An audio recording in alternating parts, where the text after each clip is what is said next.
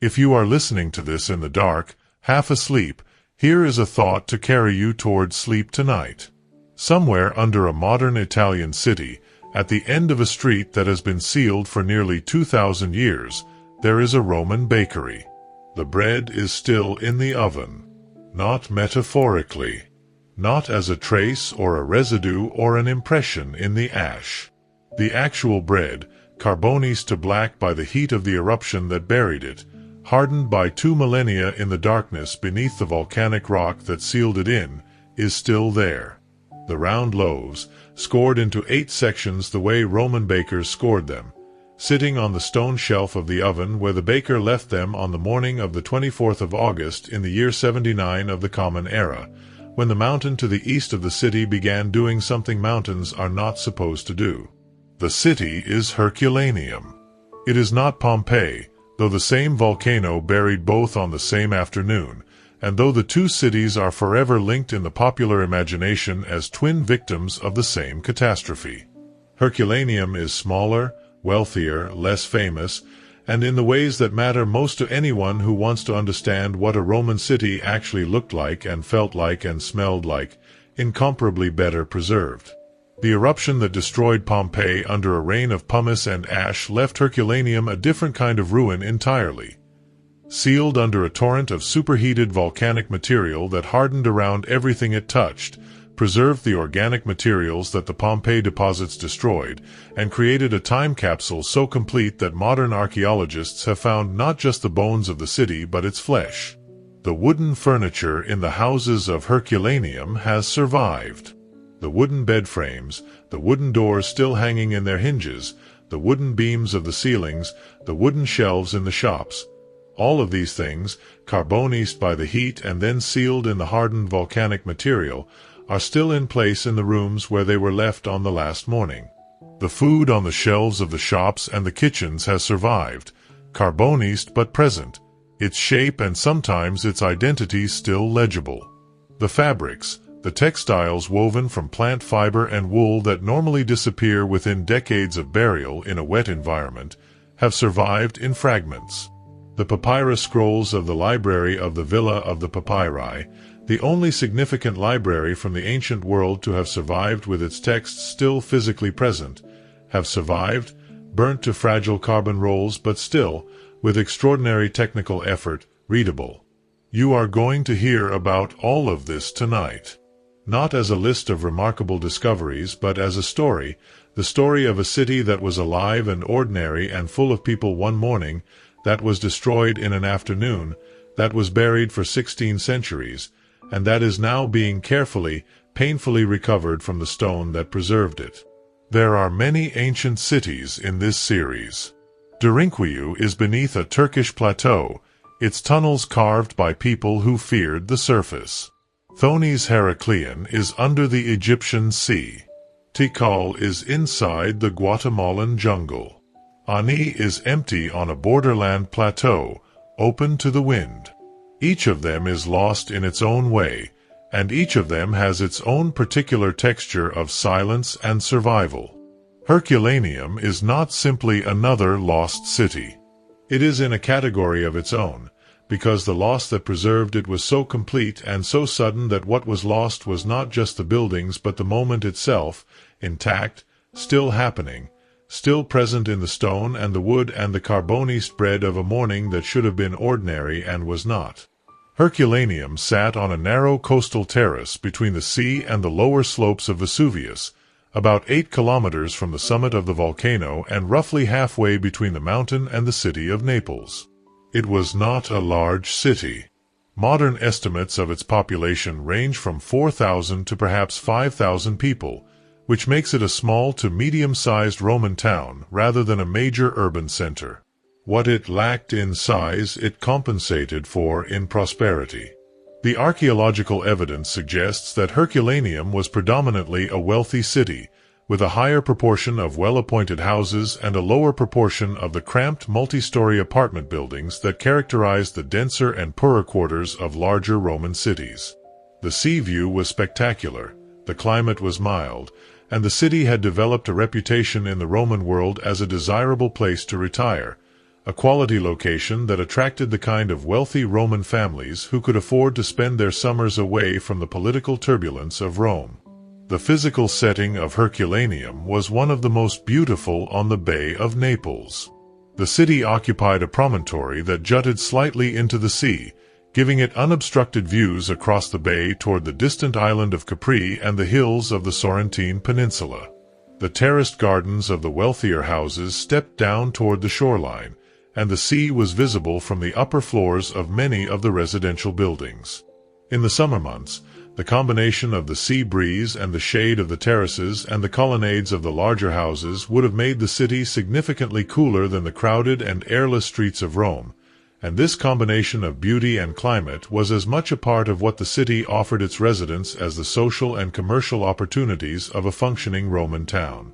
The geology of the site is the most important single fact about Herculaneum, and understanding it is essential for understanding both what happened to the city in 79 and why what survived there is so different from what survived at Pompeii.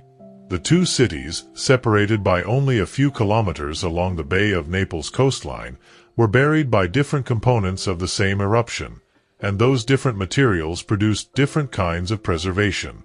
Pompeii was primarily buried by the tephra, the loose pumice and ash that fell from the eruption column in the first phase of the eruption. This material is relatively light and porous, and it preserves the shapes of the things it covers while destroying their organic content. The famous Pompeii casts, the plaster poured into the voids left in the tephra by decomposed human bodies and wooden furniture, are an indirect record of what was there. The original material is gone, and only the shape remains. The preservation at Pompeii is the preservation of outlines. Herculaneum was buried by something altogether different and altogether more violent. In the later phases of the eruption, as the column of material being ejected from the volcano collapsed, superheated pyroclastic surges swept down the flanks of Vesuvius at speeds of up to 300 kilometers per hour. These surges, mixtures of volcanic gas, ash, and rock fragments at temperatures of several hundred degrees Celsius, hit Herculaneum with a force that killed everyone in the city who had not already fled, and they were followed by pyroclastic flows that buried the city under successive layers of volcanic debris, eventually reaching a depth of 20 to 25 meters. This material, as it cooled and consolidated, hardened into something approaching the consistency of rock, sealing everything it covered in an airless, moisture-free environment. The preservation at Herculaneum is the preservation of substance.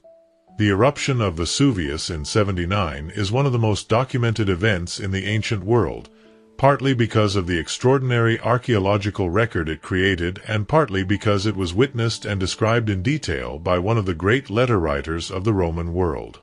Pliny the Younger was 17 years old in August of 79, staying with his uncle, Pliny the Elder, at the naval base at Misenum on the northern arm of the Bay of Naples.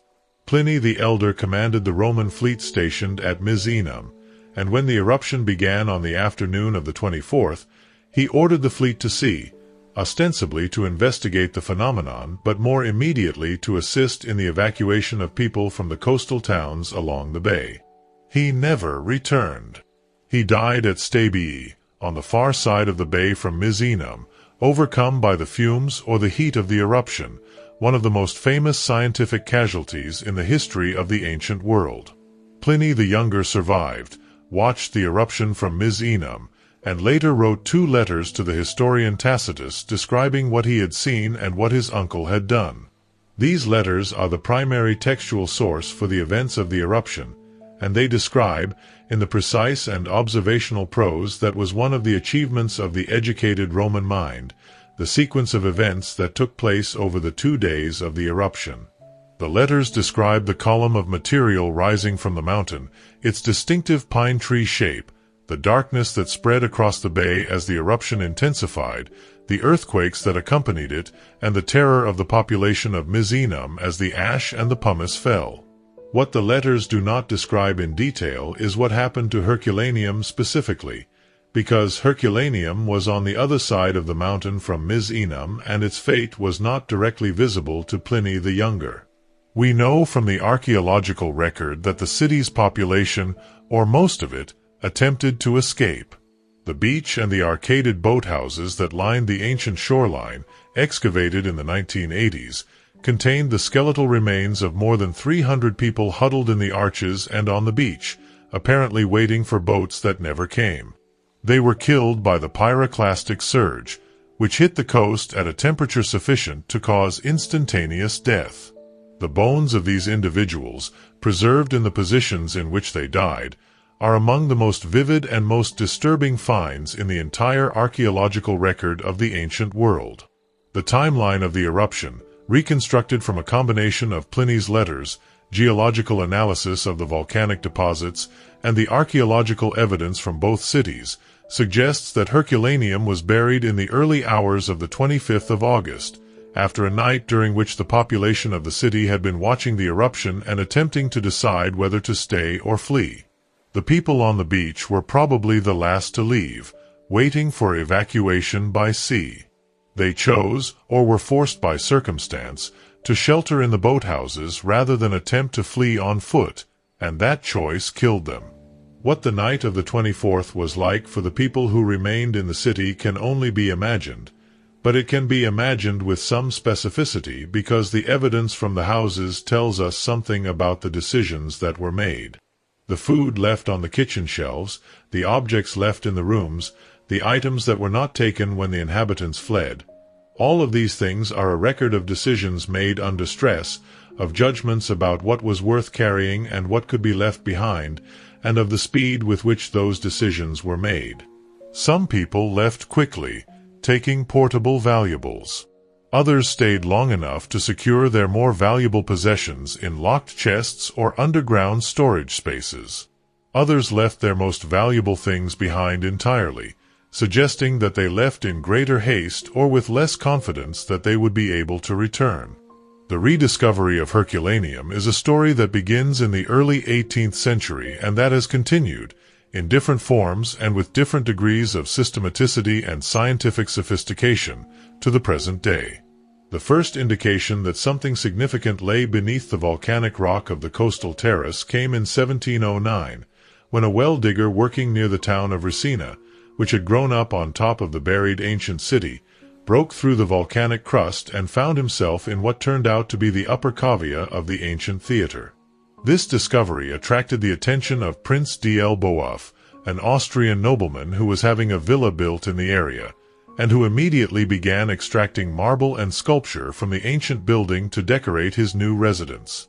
This early exploitation of the site was essentially organized looting, with no systematic recording of the context of finds, and it did significant damage to portions of the theater that might otherwise have been recoverable.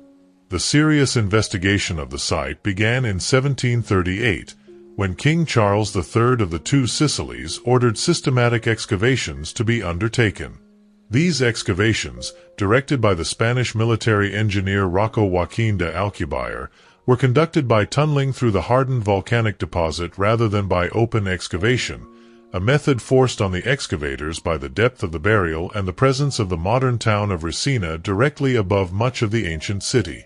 The tunnel excavations recovered an enormous quantity of material, including the sculpture and the furnishings that stocked the Royal Museum at Portisai, but they were conducted in conditions that were technically demanding and scientifically primitive by any standard, and the damage done to the fabric of the buried buildings in the process of extracting finds was substantial.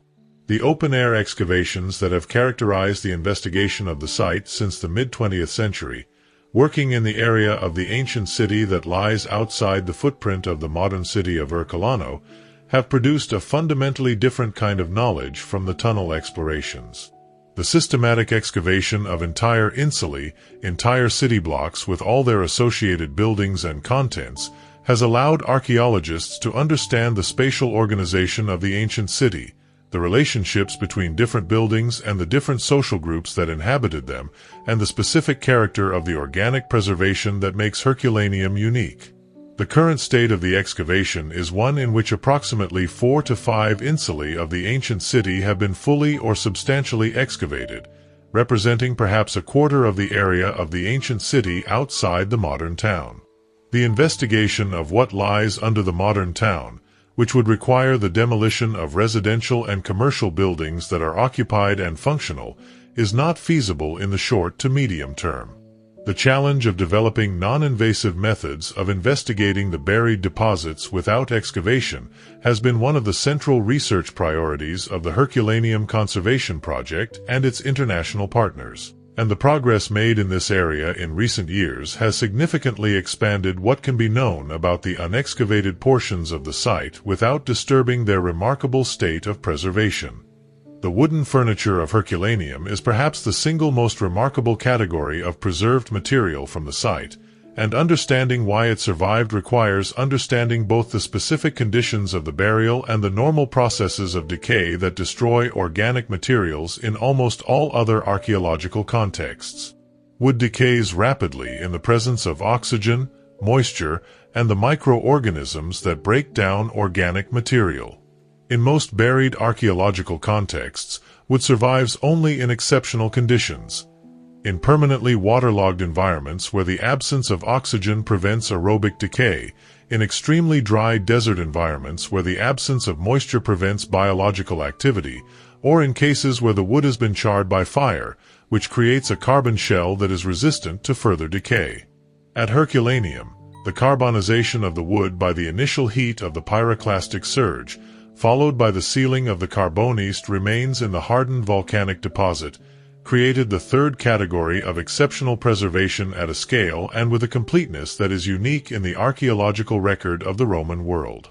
The furniture that has been recovered from Herculaneum includes bed frames with their carved headboards, writing desks with their fitted drawers still in place, dining couches with their wooden frames, cabinets and shelving units in various states of completeness, and dozens of smaller items, including a child's cot still in situ in one of the houses, that give the interiors of the ancient buildings a quality of domestic presence that is completely absent from the stripped stone rooms of a typical Roman archaeological site.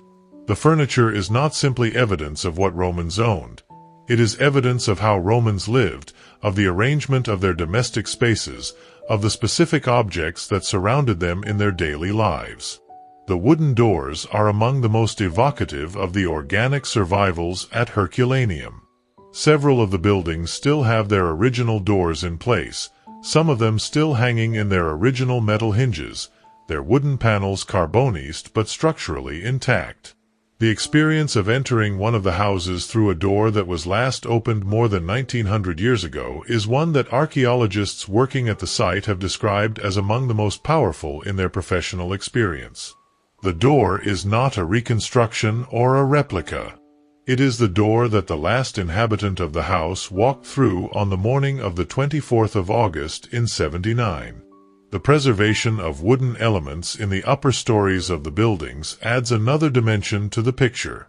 Herculaneum had multi-story buildings, and the balconies and the upper-story windows and the internal staircases that connected the floors of these buildings have survived in some cases in sufficient completeness to allow the full vertical organization of the buildings to be understood. This vertical dimension of the ancient city, which is almost entirely absent from the evidence at Pompeii where the upper stories have generally collapsed, gives Herculaneum a three-dimensional character that is unique among Roman archaeological sites. The food preserved at Herculaneum offers an intimate and immediate connection to the daily life of the ancient city that no text or inscription or sculptural representation can match. The range of food survivals from the site is extraordinary. In the shops and the houses, Carbonised remains of bread, nuts, olives, dates, figs, lentils, chickpeas, and a variety of other foodstuffs have been identified. The Carbonised loaves of bread, some of them still in the ovens where they were being baked, others on shelves or on tables where they were being sold or stored, are among the most immediately recognizable survivals from the ancient world. The shape of a Roman loaf, round and divided into 8 sections by the characteristic cuts that allowed the bread to be broken apart without a knife, is as legible today as it was when it was baked. The brazier in one of the houses still had the charcoal in it, the metal cooking pot still on the grate. The garum, The fermented fish sauce that was the most ubiquitous flavoring in Roman cooking has been identified in sealed ceramic vessels from the site, its chemical signature preserved in the organic residues within the pottery. The wine, sealed in amphorae and in large dolia, the wide-mouthed storage vessels that were half buried in the floors of the taverns and the wine shops, has been analyzed for its chemical composition, allowing researchers to understand something about the varieties of grape being grown in the Vesuvian region and the specific character of the wines that the inhabitants of Herculaneum were drinking in their last weeks. The kitchen equipment found in the houses gives a detailed picture of the material culture of Roman cooking. The bronze cooking vessels, the ceramic storage jars, the iron knives and the wooden cooking spoons and the terracotta lamps that lit the kitchens. All of these things were in place when the pyroclastic surge arrived, and many of them have survived in the condition in which they were last used.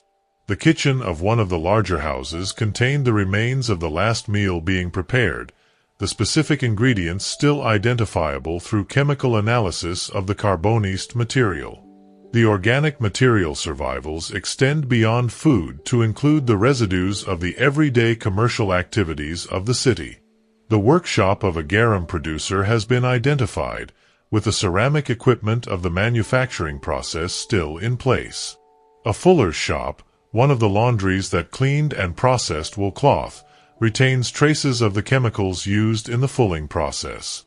A carpenter's workshop has the tools still on the bench, including iron planes and chisels and mallets, alongside the wood shavings from the last job being worked on when the eruption interrupted it. In each of these spaces, the evidence does not simply tell us what kind of work was done there in general, it tells us what work was being done on that specific morning. The thermopolium, the Roman fast food counter that was a standard feature of Roman commercial streets, is another space where the evidence of the last morning is particularly direct. The thermopolia of Herculaneum were the Roman equivalent of street food stalls, their stone counters fitted with the large ceramic vessels in which hot food was kept warm for sale to customers who had no cooking facilities in their own lodgings or who simply preferred the convenience of purchasing a prepared meal. Several of these establishments have been excavated at Herculaneum, and their counters and their equipment are largely intact, giving a picture of the commercial food culture of the Roman street that is not available from any other source. The food that was being prepared or displayed at the time of the eruption, identifiable through the analysis of the Carbonised residues in the ceramic vessels, adds yet another layer of specificity to the record of what was happening in the city on the last morning. The library of the Villa of the Papyri is one of the most extraordinary finds in the history of classical scholarship, and the ongoing effort to read the scrolls it contained is one of the most technically demanding and most intellectually significant projects in contemporary classical archaeology. The Villa of the Papyri is a large and exceptionally wealthy private residence that was excavated by tunnel in the 1750s and 1760s, producing an enormous collection of sculpture and a library of approximately 1,800 papyrus scrolls. The scrolls, when first discovered, appeared to be rolls of blackened Carbonised material with no visible text, and the initial assumption was that they were pieces of burned wood rather than readable documents. But closer examination revealed that many of the rolls retained their structure, that the blackened material was indeed papyrus rather than wood, and that the ink with which the texts had been written was, in some cases, still present on the surface of the Carbonised material. The process of unrolling the Herculaneum papyri was first attempted in the 18th century by the Neapolitan conservator Padre Antonio Piaggio, who developed a mechanical device for very slowly unrolling the fragile Carbonised scrolls while simultaneously stabilizing the unrolled sections with backing material. Piaggio's method was painstaking to the point of requiring years of work to unroll a single scroll, and the physical unrolling process inevitably caused additional damage and loss of text. Of the 1,800 or so scrolls recovered from the villa, only a portion have been opened, and the texts that have been read represent only a fraction of what the library originally contained. The texts that have been successfully read are predominantly philosophical in character, suggesting that the library belonged to an Epicurean philosopher or to a wealthy patron of Epicurean philosophy. The works of the Greek Epicurean philosopher Philodemus of Gadara, who was active in the 1st century before the Common Era and who is known to have spent time in the Bay of Naples region, are well represented, and it has been suggested that the villa may have belonged to Lucius Calpurnius Piso Caesoninus, the father-in-law of Julius Caesar, who was one of Philodemus's known patrons. The development of multispectral imaging and X-ray phase contrast tomography in recent years has transformed the possibilities for reading the scrolls without physical unrolling.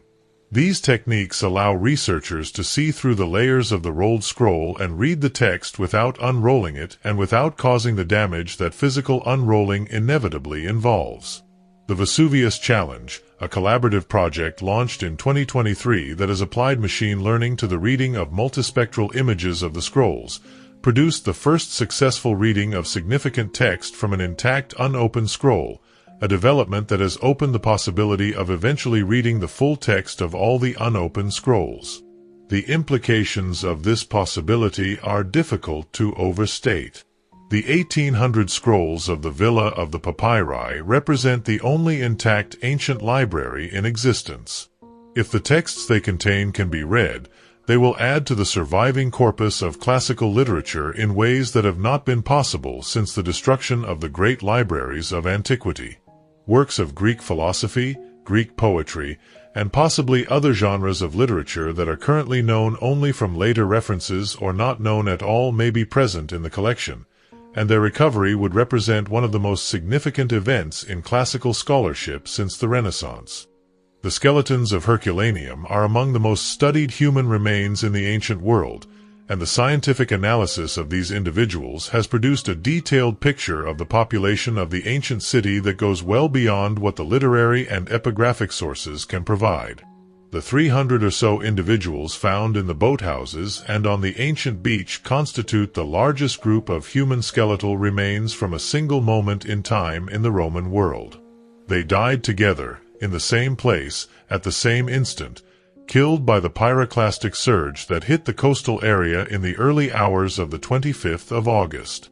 Their bones, preserved in the positions in which the individuals fell, represent a cross-section of the population of the city on that specific morning.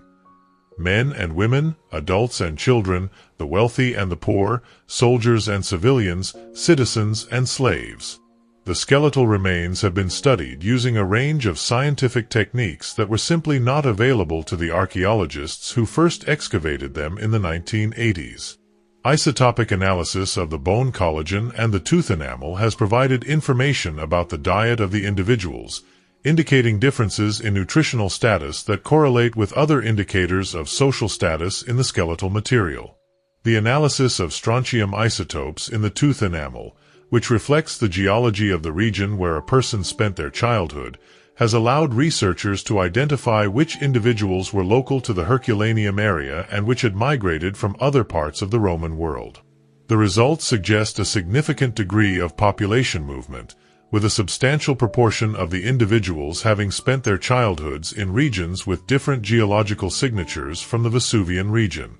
The skeletal evidence for disease and injury in the Herculaneum population gives a picture of the health and the life experiences of ancient Romans that is more direct and more intimate than any textual source.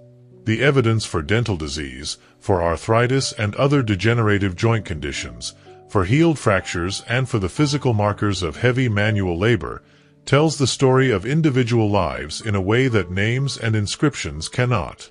One individual, a young man whose skeletal remains show the characteristic asymmetric development of the shoulder bones that results from years of heavy work with one arm, was apparently a fisherman or a rower, someone whose daily labor has left its permanent mark in his bones even though his name and his story are otherwise lost.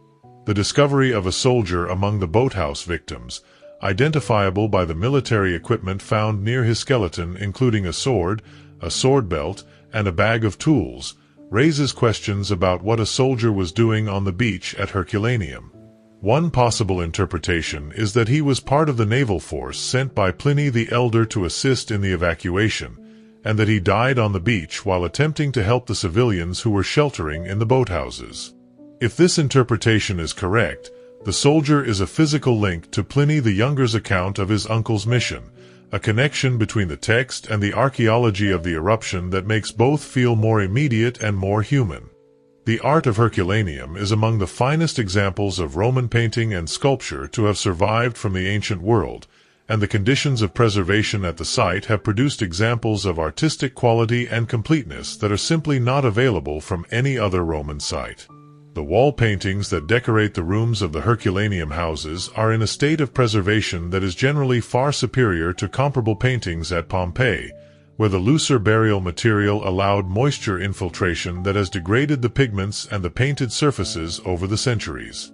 The Herculaneum paintings, sealed in the hardened volcanic rock and protected from moisture, retain their colors with a freshness that can be shocking to a visitor who expects the faded and patchy condition of most ancient painting. The red of the backgrounds, the deep blue of the skies in the landscape scenes, the delicate pink and yellow of the human figures in the mythological narratives. These colors, mixed and applied by Roman painters nearly 2,000 years ago, are still present in something approaching their original intensity. The range of subject matter in the Herculaneum wall paintings reflects the full repertoire of Roman domestic painting in the 1st century. Mythological scenes drawn from Greek and Roman literature, still-life compositions of food and objects, landscape views that create an illusion of depth and distance within the enclosed space of the room, and architectural trompe-l'oeil designs that replace the physical walls of the room with painted representations of elaborate architectural frameworks. The paintings are not simply decorative but are expressions of the cultural ambitions and the social identity of the households that commissioned them, demonstrating familiarity with the literary and mythological traditions of the educated Roman world. The sculpture recovered from Herculaneum, and particularly from the Villa of the Papyri, represents one of the most important collections of ancient bronze sculpture in existence. The bronzes from the villa, which include multiple portrait busts of Greek philosophers and statesmen alongside figurative works of exceptional quality, are among the finest surviving examples of Hellenistic and Roman portraiture in any medium. The Herms, the double portrait busts that showed two different individuals on a single shaft, the sleeping satyr, the dancing faun. These works, now displayed in the National Archaeological Museum of Naples, give a picture of the artistic ambitions and the cultural sophistication of the Roman elite at the height of the Augustan age. The small finds from the domestic spaces of the city add another dimension to the artistic picture. The terracotta figurines that served as household gods in the larariums, the domestic shrines that were a feature of every Roman house, the glass vessels of exceptional quality that held the perfumes and the medicines of the household, the gold and silver jewelry found with some of the skeletal remains.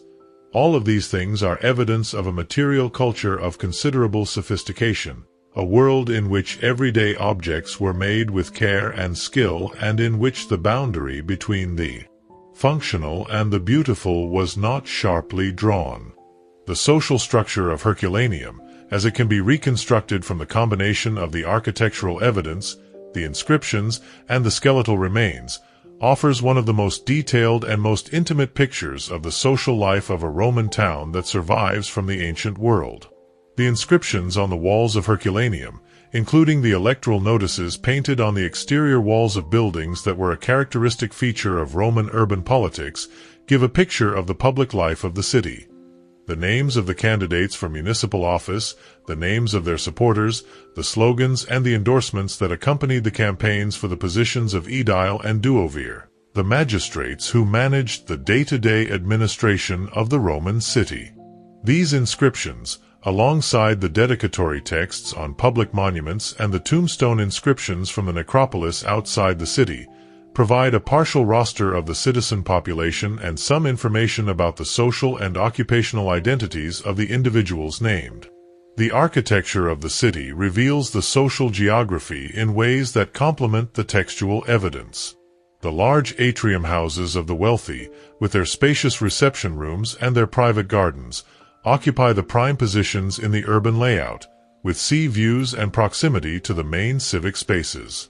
The smaller shops and apartment buildings, where the working population of the city lived and worked, are distributed throughout the urban fabric in ways that reflect the commercial logic of Roman urban life. Concentrated along the main streets, clustered near the Forum, and interspersed with the larger houses in a pattern of social mixing that was characteristic of Roman cities and that differs markedly from the more rigidly segregated patterns of modern urban development. The evidence for slavery at Herculaneum is present in the architecture, in the inscriptions, and in the skeletal remains. The small rooms that served as the quarters for the enslaved members of wealthy households, often positioned at the back of the atrium houses or in the upper stories, can be identified in some of the excavated buildings. The inscriptions include references to the freed slaves of notable families, individuals who had been manumitted and who had taken on the family name of their former owners, as was customary in Roman practice. The skeletal evidence from the boathouses includes individuals whose physical characteristics suggest the heavy labor of domestic service or agricultural work. The presence of the military equipment near one of the boathouse victims, and the specific identification of this individual as likely a marine from the Misenum fleet, adds a particular dimension to the social picture. Roman military service in the 1st century was a pathway to citizenship and social advancement for freeborn non-citizens and for the sons of freed slaves, and the soldier on the beach at Herculaneum may represent this trajectory. A man who had improved his social position through military service and who was, on the last morning, using that position in service to others. The experience of visiting Herculaneum today is unlike the experience of visiting any other ancient site, because what you are walking through is not a ruin in the conventional sense but a preserved moment, a city interrupted rather than destroyed. The site is reached from the modern city of Herculano by descending into the excavated area, which sits below the level of the surrounding modern city, enclosed by the volcanic rock that forms the walls of the excavation. The approach is not spectacular in the way that the first view of the Colosseum or the temples of Paestum is spectacular. There is no dramatic skyline of ancient monuments rising from the plain. Instead, you descend a ramp into a world that has been sealed for 1900 years, and as you descend, the modern world retreats above you and the ancient world becomes the world around you. The streets of Herculaneum are narrow and paved with irregular stones that retain the ruts left by the wheels of carts, the same ruts that exist at Pompeii and that give both sites their characteristic texture underfoot. But at Herculaneum, unlike Pompeii, the streets retain their original wooden details in places. The threshold plates, the stepping stones that allowed pedestrians to cross the street without getting their feet wet in the drainage channels, and in one extraordinary location the remains of the wooden trellis of a garden visible through a window. The three-dimensional completeness of the ancient streetscape, the height of the surviving walls, the preservation of upper-story elements that give the streets their original sense of enclosure, is something that has to be experienced directly to be fully appreciated. The houses of Herculaneum can be entered, and entering them is the most intense archaeological experience available anywhere in the Roman world. The rooms are not empty stone boxes but furnished spaces. The floors still have their original mosaic and tile work, the walls still have their painted decoration, the wooden elements are in place in the positions where they were left, and the accumulated small objects of daily life, the ceramic vessels, the iron tools, the bronze fittings, are present in the locations where they were being used or stored on the last morning. You are not in a reconstruction. You are in the actual space, surrounded by the actual objects, in the proportions and the colors and the material character of the actual Roman room.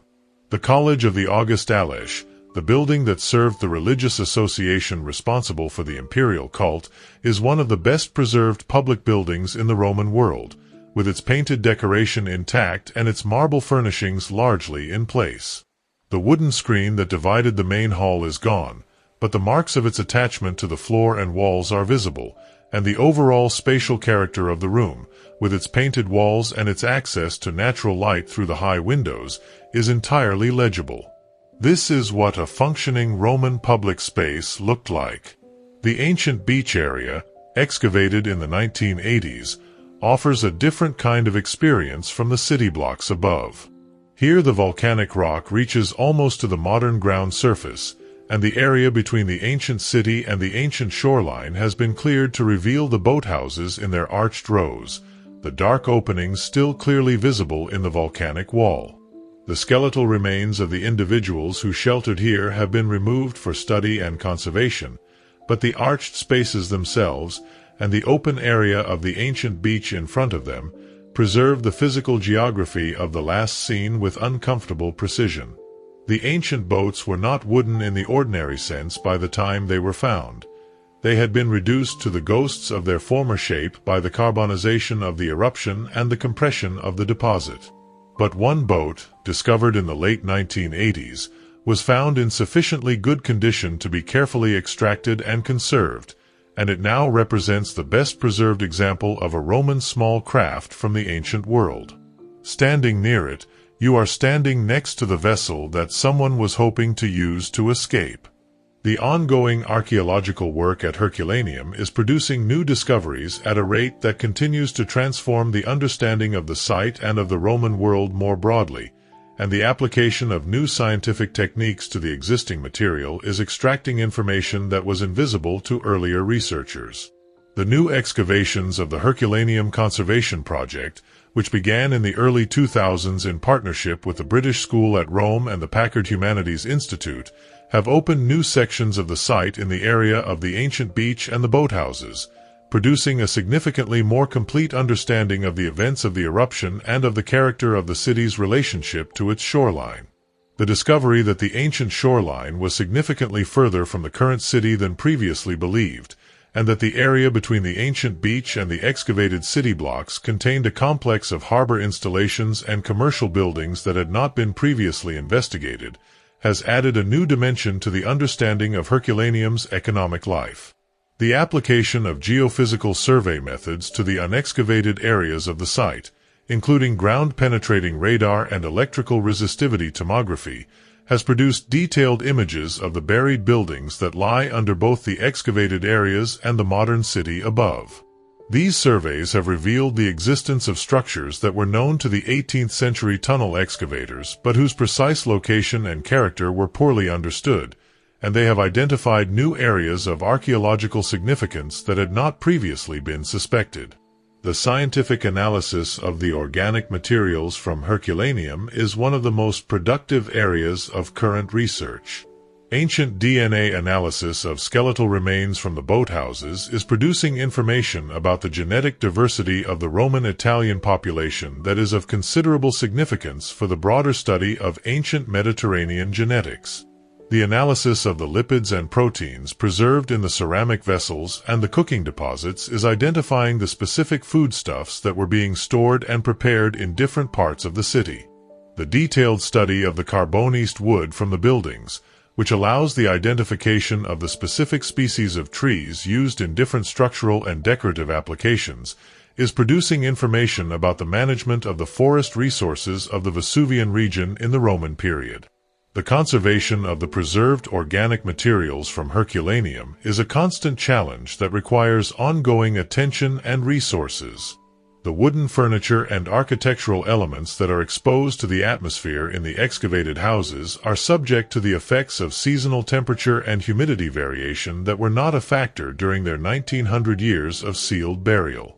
The conservation treatment of these materials, which involves the application of consolidants and protective coatings to stabilize the Carbonised wood against ongoing deterioration, is technically demanding and requires specialist expertise that is not always readily available.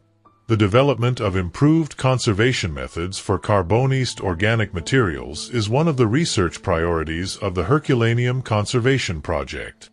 The broader significance of Herculaneum for the understanding of the Roman world is not simply that it provides more and better preserved material than other Roman sites. It is that the specific character of what has been preserved at Herculaneum allows questions to be asked and answered about Roman life that cannot be approached through the material available from any other source. The most fundamental of these questions is the question of what Roman domestic space actually looked and felt like. The Roman house as it exists in most archaeological contexts is a stripped shell, its movable contents removed either by the original inhabitants before they left or by later looters, its organic elements long since decayed, its colors faded or gone. The house at Herculaneum is not a stripped shell. It is a furnished room, still containing the objects that were in it when the eruption came, still bearing the decorations that were applied to its walls and floors, still retaining, in the Carbonised wood of its furniture and its doors and its balconies, the organic warmth of a lived-in domestic space. The difference between the archaeological experience of a standard Roman house and the archaeological experience of a Herculaneum house is the difference between reading a description of a room and standing in the room itself. The question of what Romans ate and how they cooked it is another area where Herculaneum provides evidence of a quality and a directness that is not available from any other source. The ancient literary sources give recipes and menus and discussions of food in the abstract, and the ceramic evidence from other Roman sites gives information about the vessels in which food was stored and served. But at Herculaneum, the food itself has survived, alongside the equipment in which it was prepared, in a context that allows the relationship between the ingredients and the equipment and the space of the kitchen to be understood as a functioning whole. Roman cookery, reconstructed from the literary sources, has always involved a significant degree of speculation and inference. The Herculaneum evidence allows that speculation to be grounded in the direct observation of actual Roman kitchens in their actual state of use. The question of what it was like to be a slave in a Roman household is one that the textual sources can only partially answer, because the texts that survive are overwhelmingly written by and for the free. The architectural evidence from Herculaneum, with its legible distinction between the generous spaces of the free members of the household and the cramped quarters of the enslaved, gives a more immediate and more specific picture of the physical reality of Roman slavery than any literary source can provide. The house at Herculaneum is not neutral. It is a document of power relations, a space designed to make certain kinds of difference visible and certain kinds of hierarchy legible in the organization of rooms and doors and access. The question of women's lives in the Roman world is another area where the Herculaneum evidence provides a corrective to the predominantly male perspective of the surviving textual sources. The skeletal evidence from the boathouses includes a significant number of women, and the objects associated with some of these individuals, items of jewelry and personal adornment and the specific distribution of portable wealth, tell stories about the lives of women in this city that are more specific and more immediate than anything the literary sources can offer. The objects found in the houses, including the mirrors and the cosmetic containers and the weaving weights and the children's toys, similarly speak to the daily experience of the women of Herculaneum in a way that the Roman literature of the same period rarely does. The evidence does not romanticize that experience. The skeletal record includes evidence for the physical stresses of repetitive domestic labor that were the reality of most women's lives regardless of their social status. But it makes those lives visible in a way that they rarely are in the ancient historical record. The villa of the papyri deserves its own extended consideration because the story of its discovery, its excavation, and the ongoing effort to read its library is one of the most remarkable threads in the long history of the engagement between the modern world and the ancient one. The villa was identified during the tunnel excavations of the 1750s as an exceptionally large and wealthy private residence situated outside the main urban area of Herculaneum to the northwest. Its ground plan, extending to approximately 250 meters in length, makes it one of the largest private residences known from the Roman world, and the sculpture and the luxury fittings recovered from it during the tunnel excavations gave a picture of a level of wealth and cultural sophistication that placed its owner among the very highest strata of Roman elite society. The name by which the villa is known, the Villa of the Papyri, derives from the library, which was discovered in a series of rooms in the western portion of the villa during the tunnel explorations. The scrolls were found in wooden cases and on shelves, in a condition that had not immediately seemed to offer much hope of recovery. They appeared to be solid cylinders of black Carbonised material, not obviously distinguishable from the wood of the shelving on which they sat. It was the quality of observation of the excavators that led to the identification of the scrolls as papyrus rather than charred timber. The history of the attempts to read the scrolls spans nearly 3 centuries and reflects the full range of the technical capabilities available at different moments. The 18th century mechanical unrolling, with its extraordinary patience and its inevitable damage, produced the first readings but at enormous cost.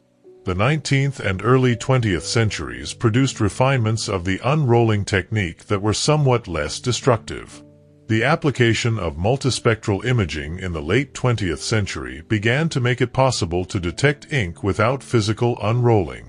And the 21st century, with its combination of X-ray phase contrast tomography and machine learning image analysis, has opened the possibility of reading the scrolls non-destructively, at scale, in a way that would have seemed like fantasy to the 18th century excavators who first described the rolled cylinders of Carbonised papyrus.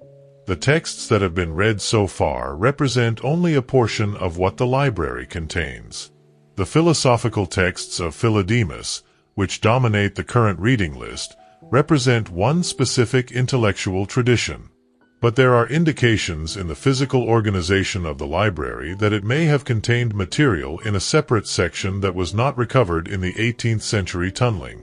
If such material exists and can be recovered and read, it may represent literary and philosophical texts that are currently known only from later references, works of the classical canon that were lost when the great libraries of antiquity were destroyed and that have been missing from the world's reading lists for 1500 years or more. The possibility of recovering lost Sappho, lost Aristotle, lost comedies of Menander, from a library buried under 20 meters of volcanic rock on the Bay of Naples, is one that the classical scholarship community has been sitting with, carefully and with measured excitement, for most of the past decade. The moment of the eruption as experienced by the inhabitants of Herculaneum, insofar as it can be reconstructed from the archaeological evidence and the few relevant textual sources, is one of the most vividly documented moments of mass death in the ancient world. The eruption began in the early afternoon of the 24th of August with the opening of the eruptive column, the distinctive pine tree shape that Pliny described watching from Misenum. For most of the afternoon and evening of the 24th, the eruption was visible and audible from Herculaneum, but not immediately threatening. The tephra was falling primarily to the southeast, toward Pompeii and Stabii, rather than toward Herculaneum, which was to the west and northwest of the volcano. The inhabitants of Herculaneum would have been watching the column and listening to the earthquake tremors that accompanied the eruption and deciding what to do. The decision was not an easy one.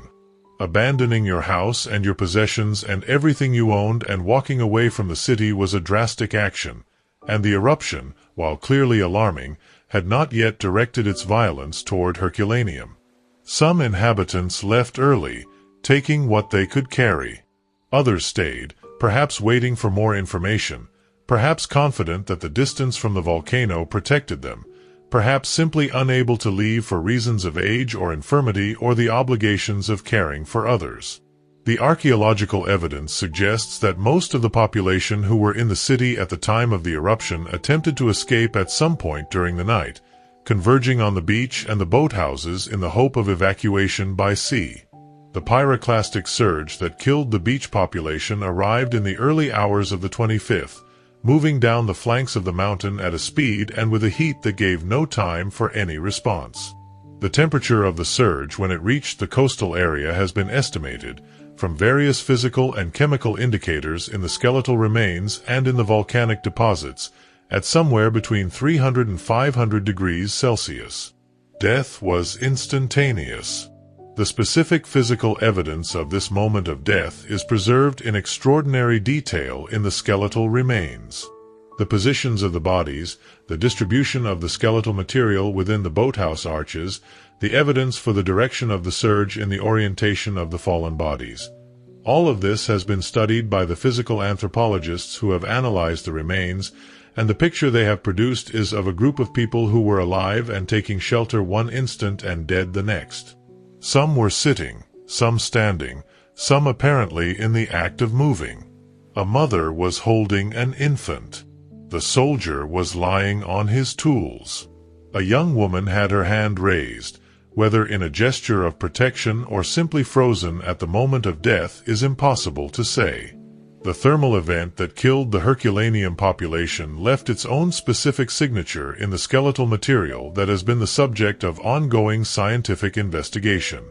The temperatures reached by the pyroclastic surge were sufficient to cause the fracturing of the skull bones from the explosive expansion of steam as the brain tissue vaporized, and the characteristic pattern of this fracturing is visible in some of the skulls from the boathouses.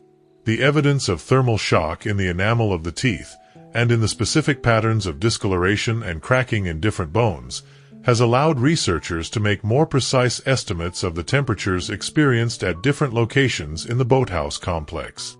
The specific violence of this evidence is difficult to contemplate directly, but it is evidence of a kind that does not exist anywhere else in the archaeological record of mass death in the ancient world. And the understanding it provides of what the pyroclastic surge was and what it did is directly relevant to the assessment of the ongoing volcanic risk that Vesuvius poses to the 3 million people who live within its potential hazard zone today.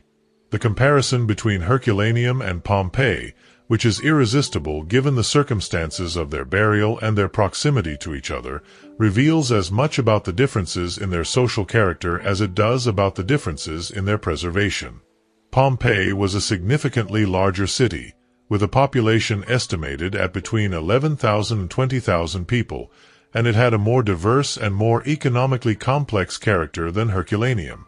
The evidence from Pompeii reflects a city with a full range of social strata, from the grand atrium houses of the wealthy elite to the single-room shops and the multi-story apartment buildings of the working poor, and with a commercial and political life of considerable intensity.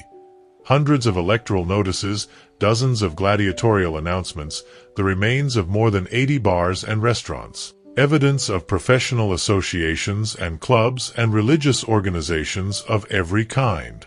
Herculaneum was in comparison a quieter, wealthier, more residential city.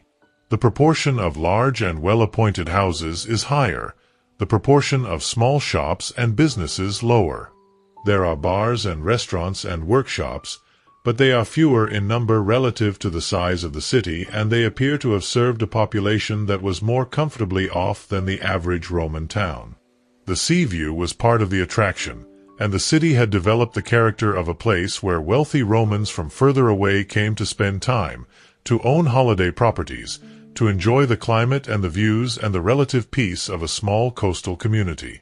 The looting history of the two sites is also significantly different, and this difference has contributed to the preservation disparities that make them so useful to compare.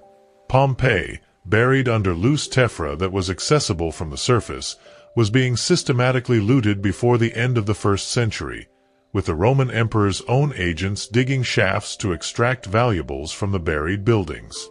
Herculaneum, buried under 20 meters of hardened volcanic rock, was effectively immune to looting until the 18th century. The difference in looting history is one of the reasons why Herculaneum retains so much of the material that gives it its unique character. The two sites are complementary rather than competing, each illuminating aspects of the Roman world that the other cannot. Pompeii, with its greater social diversity and its more intensive commercial life, gives a broader picture of the full range of Roman urban experience. Herculaneum, with its exceptional organic preservation and its wealthier residential character, gives a deeper and more intimate picture of the apex of Roman domestic culture. The scholarly understanding of Roman urban life depends on both. The disparity in fame between the two sites reflects historical contingency more than relative importance. Pompeii was excavated first, was more accessible, produced more spectacular large-scale finds in the early phases of investigation, and became the primary reference for the Roman world in the popular imagination. The great Pompeii exhibitions that have toured museums across the world for the past century have established the visual and emotional language through which most people encounter the eruption and its aftermath.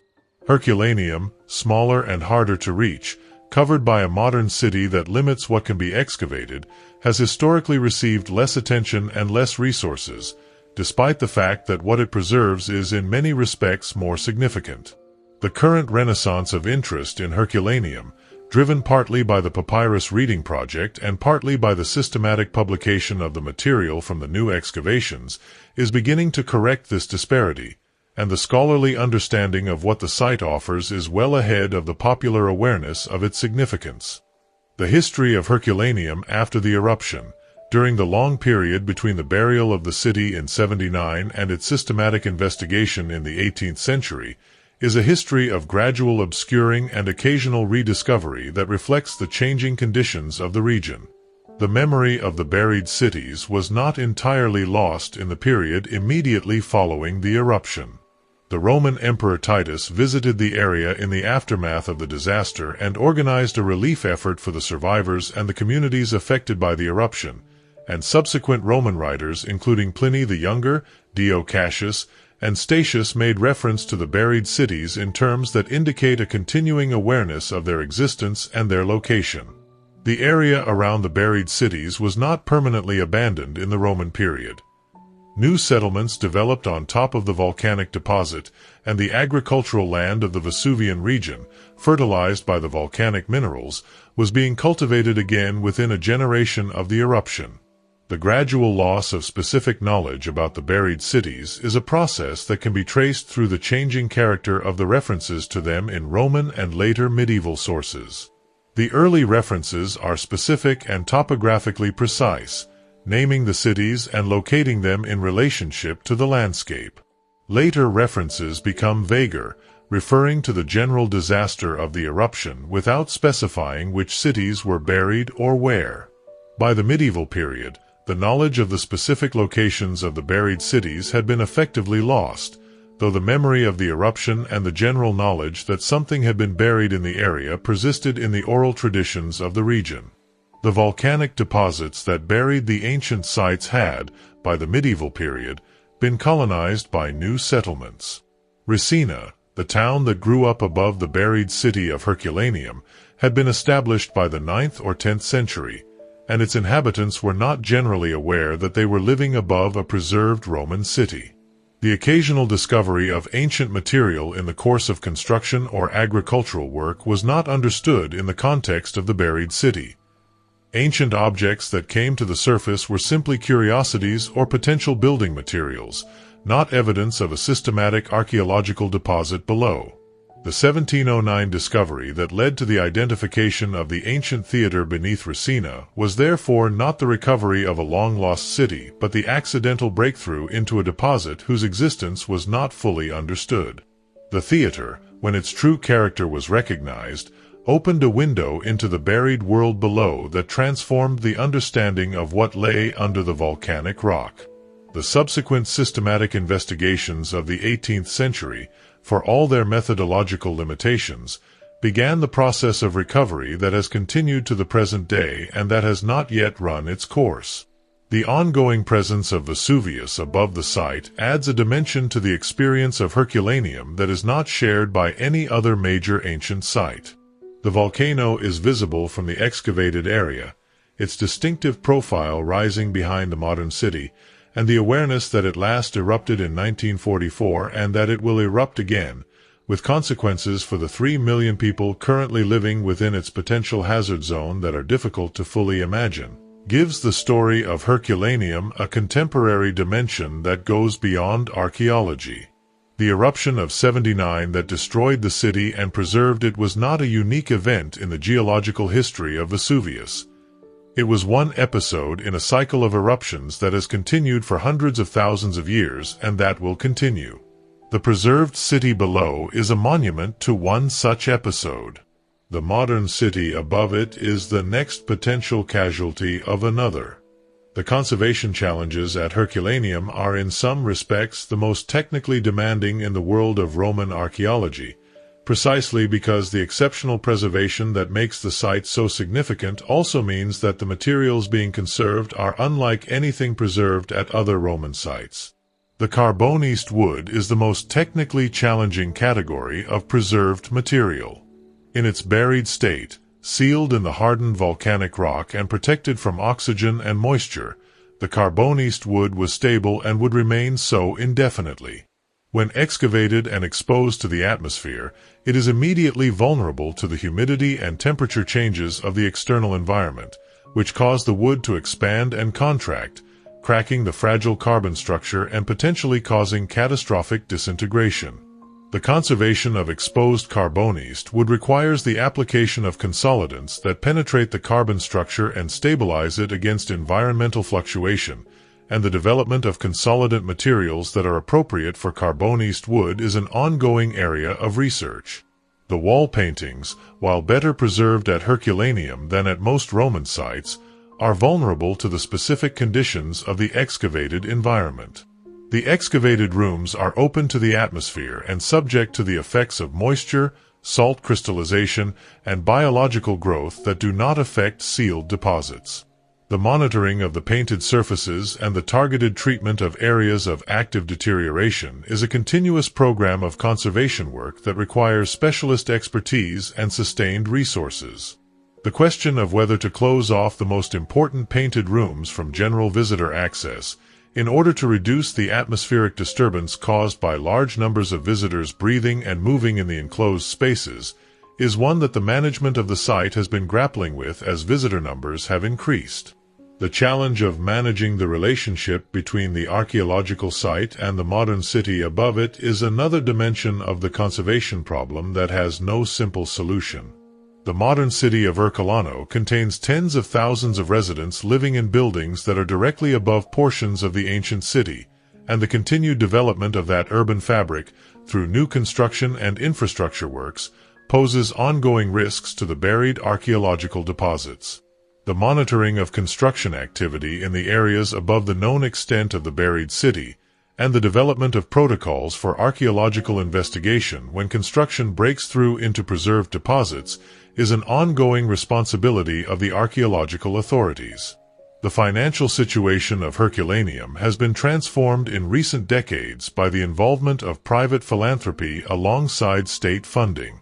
The Packard Humanities Institute, whose support for the Herculaneum Conservation Project from 2001 onward provided the resources for a systematic program of conservation and new research that would not have been possible through state funding alone, demonstrated a model of private-public partnership in archaeological conservation that has since been applied at other major Italian sites. The continued expansion of research and conservation capacity at the site depends on the maintenance of this partnership alongside the commitment of the Italian state, which owns and manages the site through the Parco Archeologico di Herculano, to the sustained investment required for the long-term stewardship of one of the most significant archaeological sites in the world. The final hours of the ancient city, as they can be reconstructed from the physical evidence, have a quality of interrupted normality that is unlike anything available from any other ancient site. The bread in the oven, the food on the shelves, the tools on the bench, the child's cot in the bedroom, the fishing nets drying in the sun, the Carbonised rope that was used to tie up a boat, the wax writing tablets with their unfinished messages, the coins in the cash box of the shop, counted and ready for the morning's trading. All of these things speak of a city that was going about its business on an ordinary morning, a city that had no warning adequate to the scale of what was coming, a city that was alive until it was not. The specific intimacy of this interrupted normality is what distinguishes Herculaneum from every other site in the Roman world. At Pompeii, the experience of the eruption is mediated through the casts, the plaster shapes of human bodies that show the form of the dead without the substance. The casts are powerful, but they are representations, not presence. At Herculaneum, the presence is more direct and more complete. The skeleton in the boathouse is not a cast or a reconstruction. It is the person. The bread in the oven is not an impression or a void. It is the bread. This directness is what makes the site so important and so affecting for visitors who understand what they are looking at. The Roman world is for most people a historical abstraction, a world reconstructed from texts and images and the clean stone of museums. Herculaneum is not an abstraction. It is a place, A specific place with specific streets and specific rooms and specific objects, a place where specific people were living and working and sleeping and eating on a specific morning nearly 2,000 years ago. The volcanic disaster that destroyed the city also preserved it, and in preserving it, preserved something of the ordinary reality of the Roman world that no text and no reconstruction could have maintained.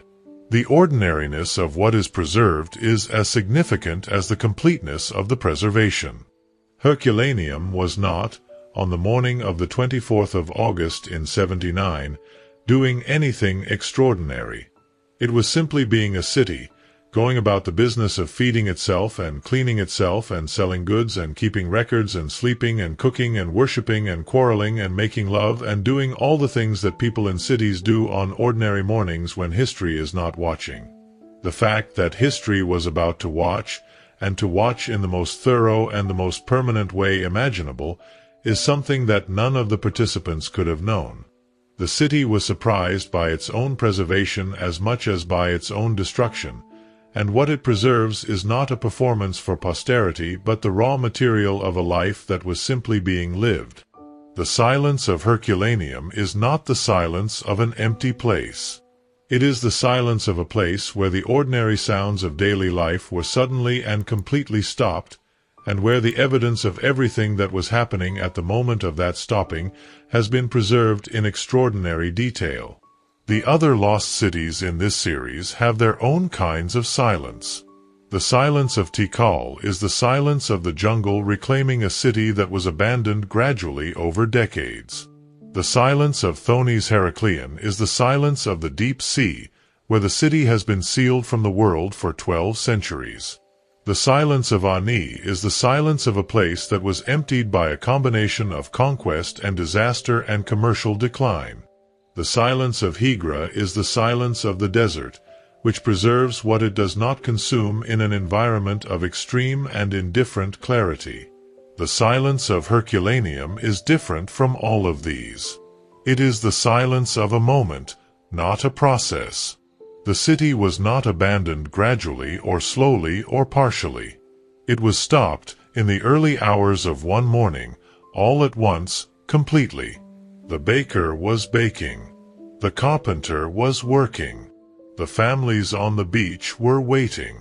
And then, in a matter of minutes, all of it stopped, and the silence that replaced it was sealed in 20 meters of hardened volcanic rock for the next 1900 years.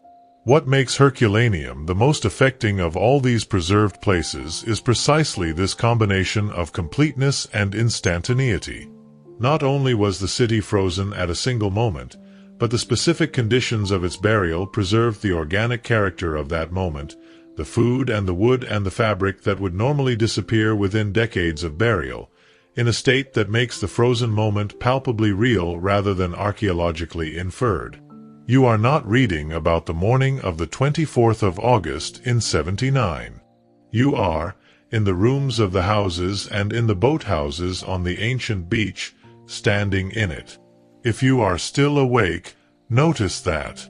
You are still here in a world that has been continuing its business for 2,000 years since the baker went to put that bread in the oven. The city was stopped, but the world kept going. And somewhere under a modern Italian city, in a room that has been sealed for nearly 2,000 years, the bread is still in the oven, exactly as the baker left it.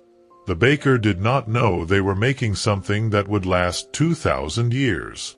They were making bread for the day, for the customers who would come to the bakery that morning and buy it and take it home and eat it, and that would be the end of it.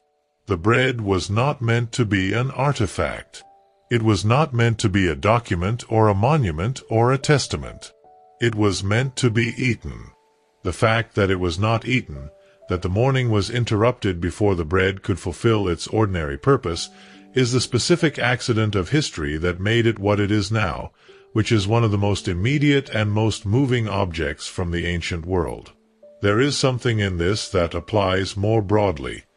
The things we leave behind are never the things we meant to leave behind. They are the things that were not finished, not used, not consumed. They are the evidence of the moment before completion, of the world caught in the act of being ordinary, of a morning that was going to be like all the other mornings and then was not. The ongoing story of Herculaneum is not simply the story of what has been found and what is being conserved. It is the story of what remains to be discovered, and the possibilities are extraordinary. The portion of Herculaneum that has been excavated represents perhaps a quarter of the total extent of the ancient city outside the modern city of Herculano. The remaining 3/4 lie under the volcanic rock, some of it in areas that could in principle be excavated, others under the modern city where excavation would require the demolition of occupied buildings. The non-invasive survey methods currently being applied to these areas are producing increasingly detailed pictures of what lies below. The outlines of buildings, the signatures of organic deposits, the shapes of rooms and streets and gardens that have been sealed in the dark for nearly 2,000 years. The Villa of the Papyri has never been fully excavated. The 18th century tunnel excavators mapped the building and extracted its portable contents but did not excavate the full volume of the structure, and the areas of the villa that were not reached by the tunnels remain sealed in the volcanic rock. The application of ground-penetrating radar to the area around the known villa has identified what appear to be additional structures associated with it, potentially including the second library section that has been hypothesized on the basis of the organization of the scrolls found in the known rooms. Whether this second section contains significant literary texts that are not represented in the known collection cannot be determined without either excavation or much more detailed non-invasive survey. The scrolls of the Villa of the Papyri that have not yet been read represent the most tantalizing of all the outstanding promises of Herculaneum. The Vesuvius challenge and the technologies it has developed have demonstrated that reading the unopened scrolls is now possible in principle. Whether it will be possible in practice, at the scale required to read all of the unopened scrolls in a reasonable period of time, depends on the continued development of the technology and on the commitment of the resources required to apply it systematically. And beyond the scrolls, beyond the Villa of the Papyri, beyond the unexcavated quarter of the ancient city that lies in accessible ground outside the modern city, there is the portion of Herculaneum that lies under Herculano itself. This portion of the ancient city, sealed by the most inaccessible and most politically complex of the barriers to its investigation, may contain some of the most significant preserved deposits. The Forum of the ancient city, the central civic space around which Roman urban life was organized, has not been found in the excavated area. The best current hypothesis is that it lies under the modern city. When, if ever, the Forum of Herculaneum is excavated and its preserved contents are revealed to the world, it will be one of the most significant archaeological events in the history of the discipline. The patience that the archaeology of Herculaneum requires is one of the things that makes it both challenging and, in its own way, appropriate. The city waited 19 centuries to be found. It is not in a hurry. The excavators who work at the site today are, in a very real sense, completing a project that was begun in 1738 and that will not be finished in their lifetimes or in the lifetimes of their successors for several generations. The gradual, careful, methodically documented uncovering of a city that was stopped at a moment in time is the work of centuries, not decades, and the quality of what is being done now, the scientific rigor, the conservation standards, the interdisciplinary collaboration, is commensurate with the significance of what is being preserved. Standing in the street of Herculaneum in the morning, before the first visitors have arrived and when the light is still low and the shadows long between the ancient walls, is one of the most affecting experiences that the ancient world offers. The street is narrow and stone-paved and still shows the wheel ruts. The walls on either side rise to the height of the surviving first and sometimes second stories, creating the kind of enclosed urban corridor that is the basic spatial unit of the ancient city. The paint on the lower portions of the walls is sometimes still present, the electoral notices and the decorative borders that marked the public face of the Roman urban building. The doorways open into rooms where the floor mosaics and the wall paintings are still intact, where the wooden elements are still in place, where the domestic space of a Roman household is still legible as a domestic space rather than as an archaeological abstraction. The wooden shrine at the end of one of the streets, the lararium that the neighborhood association maintained for the collective worship of the street's household gods, still has its painted decoration. The bronze hinges are still in the door frames of some of the houses. The marble threshold of the College of the August Alesh still shows the polish of the feet of the members who walked across it in the years before the eruption. These things are not reconstructions. They are not replicas.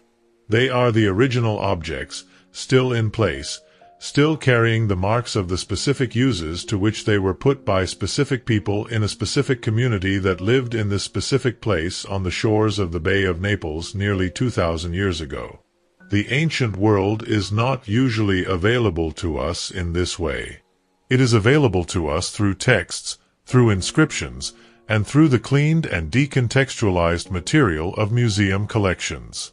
Herculaneum gives us something else. The ancient world in context, in situ, in the specific spatial and material relationships that constituted the ordinary experience of Roman life. It is not a perfect or a complete record. What has survived is only a portion of what was there, and what we can understand is only a portion of what has survived. But it is more than we have any right to expect from a city that was buried in volcanic rock for 1900 years. And somewhere, perhaps under a street in the modern city of Herculano, perhaps in a room that has been sealed since the morning of the 24th of August in 79, there is a library. Its scrolls are still rolled. The texts on them have not been read for 2,000 years. Some of those texts may be works of literature that the world has not had access to since the destruction of the ancient libraries. Whether they will ever be read depends on the continued development of the technology, the continued commitment of the resources, and the continued willingness of the modern world to invest in the patient, careful, difficult work of recovering the ancient one. The bread in the oven waited 2,000 years. The scrolls in the library can wait a little longer. If this film has kept you company through the night, consider subscribing so you never miss the next quiet journey. And if you are ready for another story from the ancient world, there is one waiting for you on the screen now.